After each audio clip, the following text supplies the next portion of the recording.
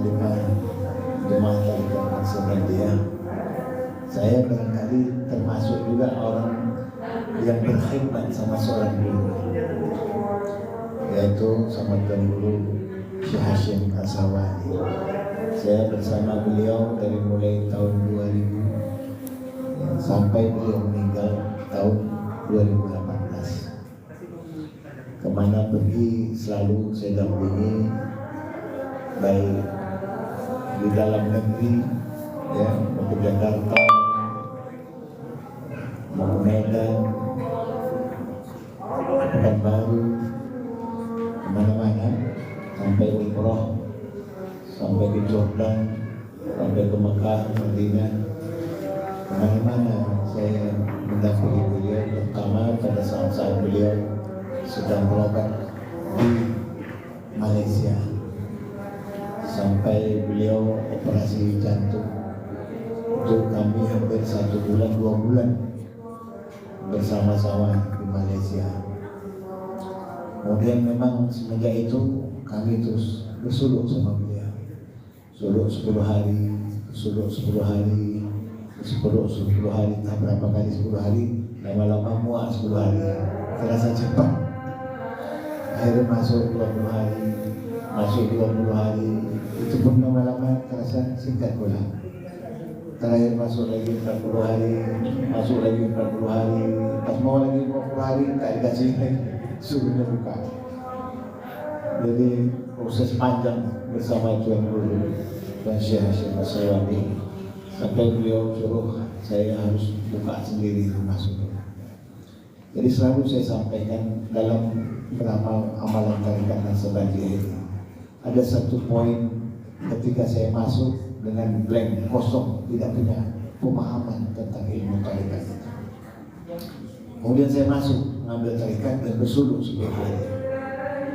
Apa yang saya rasakan dalam 10 hari? Setidak-tidaknya, sekurang-kurangnya, saya merasa kebetulan saya masuk suluk itu umur saya pas 40 tahun. Saya bersuluk sama Tuan Syekh Hashim itu umur saya 40. Bersuluk pertama itu di bulan Ramadan. Alhamdulillah. Saya berpikir, lama saya berpikir setelah 10 hari itu saya banyak menangis. Karena kenapa? Saya menganggap itulah 10 hari terbaik dalam hidup saya, beramal, beribadah untuk diri saya sendiri. Kenapa? Inilah 10 hari saya menjaga wudhu, tak pernah putus wudhu. Jadi waktu itu saya diajarkan, kalau kita bersuluk, wudhu jangan putus. Putus ambil lagi, putus ambil lagi. Kalau kita tertidur atau buang air, ambil lagi. Selalu dijaga wudhu karena dia akan berhubungan dengan zikir kita. Itu 10 hari terbaik saya anggap dalam hidup saya menjaga wudhu tak putus selama 10 hari. Kita nggak usah berpikir yang lain-lain dulu, yang zahir aja, yang nampak, yang mudah dilihat dan dibaca oleh semua orang. Kedua, itulah 10 hari terbaik saya sholat 5 waktu di awal waktu, berjemaah di masjid, tidak pernah tinggal dan tidak pernah terlambat satu waktu. Jadi kalau ada 10 hari kita bersuluk, 50 waktu itu kita hadir di masjid bahkan sebelum waktunya. Menunggu waktu itu kelebihan kita bersuluk. Dan itu tidak pernah kami lakukan sebelum ini sampai seperti itu. Paling saya anggap hari Jumat saja yang kita agak cepat ke masjid. Hari Jumat karena sholat Jumat kita hadir di masjid sebelum itu.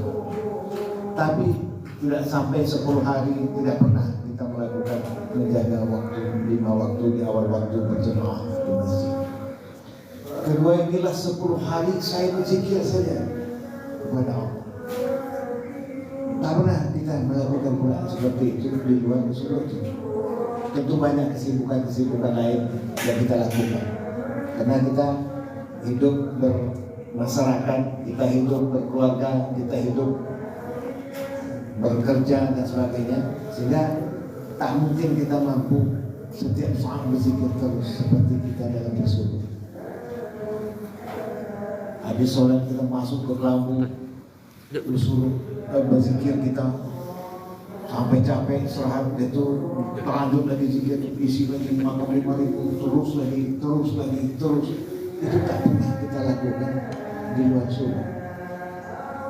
Maknanya 10 hari inilah saya merasakan betul-betul berzikir, mengingat Allah tadi.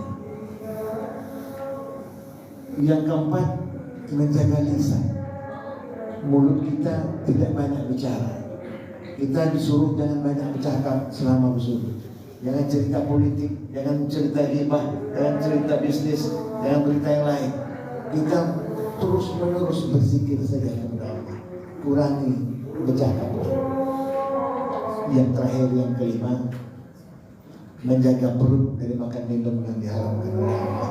Maka kita orang disuruh vegetarian. Istilah orang sekarang vegetarian, hanya memakan sayur-sayuran, tidak boleh makan yang berdarah, sehingga terjaga kita dari yang halal insyaallah.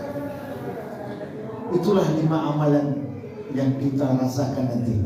Itu dulu, belum cerita kita berkhabar nih sama amalan kita, sama guru kita, hasil akan berbeda. Karena amal ibadah yang kita lakukan sampai usia kita masuk subuh ini berbeda-beda pula. Ada yang hobi bersedekah, ada hobi berpuasa, ada hobi sholat sunat, sholat rawatib, ada hobi macam-macam yang kita lakukan, sehingga hasil dari muhammad itu akan berbeda-beda sesuai dengan amal ibadah yang kita lakukan seumur hidup kita sampai kita bersuara. Itulah sedikit saya tambahkan, karena waktu sudah hampir sampai.